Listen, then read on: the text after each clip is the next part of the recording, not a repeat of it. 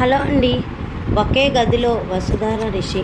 అవునండి, రాత్రంతా ఒకే గదిలో నిద్రించిన వసుధార రిషి వాళ్ళిద్దరి మధ్య ఏం జరిగింది ఏంటనేది ఇప్పుడు ఈ వీడియోలో చూద్దాం. ఈ వీడియో నచ్చితే తప్పకుండా ఒక లైక్ చేయండి, సబ్స్క్రైబ్ చేసుకోవడం అస్సలు మర్చిపోకండి. వీడియోకి ఒక లైక్ చేయండి, వీడియోని స్కిప్ చేయకుండా చూడండి. ఇక్కడ ఏంటంటే ఈయన పేరు మీకు తెలుసు కదా, స్వామి వివేకానంద. ఆయన మాటలు కూడా మీకు తెలుస్తాయి అని చెప్పి నేను ఈ వీడియో మీతో పోస్ట్ చేస్తున్నాను. సో ఆయన ప్రతి ఒక్క మాటలో ఒక సత్యం ఉంటుందని తెలుసు, చదువుకున్న వాళ్ళకి తెలుసు, చదువుకునే వాళ్ళకి తెలుసు. సో ఇవి వార్డ్స్ అంతా మీరు చదువుకుంటూ వీడియో అయితే వినండి. వసుధార అయితే ఇంకా పిల్లలకైతే కాలనీలో ట్యూషన్ చెప్తూ ఉంటుంది. కాలనీలో ట్యూషన్ చెప్తున్న వసుధారని అయితే ఇంకా సరోజ్ అయితే ఎలాగైనా ఆ ట్యూషన్ మానిపించేసి ఇక్కడి నుంచి దాన్ని పంపించాలి ఇంట్లో నుంచి అని అనుకుంటూ ఉంటుంది.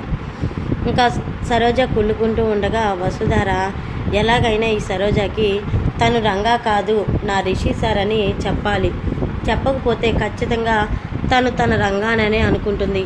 తను రంగా అనుకుంటే నాకు రిషి సారు నిజం బయట పెట్టలేడు కదా, రిషి సార్ అసలు ఎందుకు ఈ అబద్ధం ఆడాల్సి వస్తుంది, ఎవరి కోసం రిషి సారు ఈ రంగా క్యారెక్టర్లో ఉన్నారో ఇవన్నీ తెలుసుకొని నేను రిషి సార్ని ఇక్కడికి తీసుకెళ్ళటమా, లేదంటే మహేంద్ర మావయ్యకి ఫోన్ చేసి మావయ్యని ఇక్కడికి తీసుకురావటమా, ఈ రెండిట్లో అయితే ఒకటి చేస్తాను. ఏదైతేమి ఇప్పుడు రిషి సార్ మళ్ళీ నన్ను తిరిగి ఇక్కడికి తీసుకొచ్చాడు కాబట్టి ప్రస్తుతానికి నాకేం ఇబ్బంది లేదు.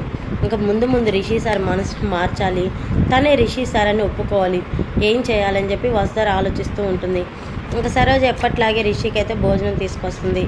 భోజనం తీసుకొచ్చిన సరోజను చూసి, సరోజ వసుధార మేడాన్ని కూడా పిలువనగానే నేను పిలవను బావా, తింటే తిను లేకపోతే లేదు, నేను వెళ్తున్నానని సరోజ అయితే వెళ్ళిపోతుంది. ఇంకా నానమ్మ వసుధార మేడాన్ని పిలువనగానే తను ఏదో పని చేసుకుంటుందిరా అని చెప్పేసి ఇంకా రిషితో చెప్తూ ఉంటుంది తన నాయనమ్మ.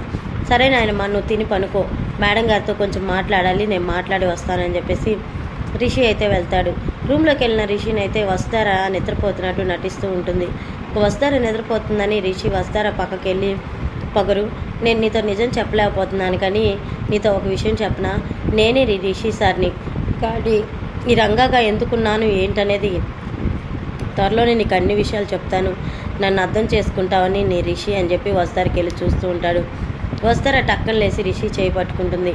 రిషి చేయబట్టుకోలే, మేడం గారు ఏంటిది అని చెప్పేసి ఇంకా రంగా అంటుంటాడు. మీరు రంగా కాదని నాకు అర్థమైపోయింది సార్ అని వసుధార రిషి చేపట్టుకొని లాగుతుంది. ఇంకా రిషి చేపట్టుకొని లాగగానే రిషి అయితే ఒక్కసారిగా వసుధార మీద పడిపోతాడు. ఇంకా వసుధార మీద పడిపోయి, పొగరు ఏంటిది, నీకు తెలుసు నేను రిషి సార్నని, కానీ నువ్వెందుకు అర్థం చేసుకోవట్లేదు, వదిలి ఇక్కడ అని చెప్పేసి అంటుంటే, లేదు సార్ ఈ నైట్ అంతా మీరు నా పక్కనే ఉండాలి, నాతో నేను నిద్రపోవాలి అని చెప్పి వసుధార అడుగుతూ ఉండగా ఇంకా వసుధారకి మెలకు వచ్చింది. పక్కన చూస్తే ఎవరు ఉండరు, రిషి కూడా ఉండడు అనమాట. మరి చూద్దాం తర్వాత ఏం జరుగుతుంది ఏంటనేది మన ఛానల్లో.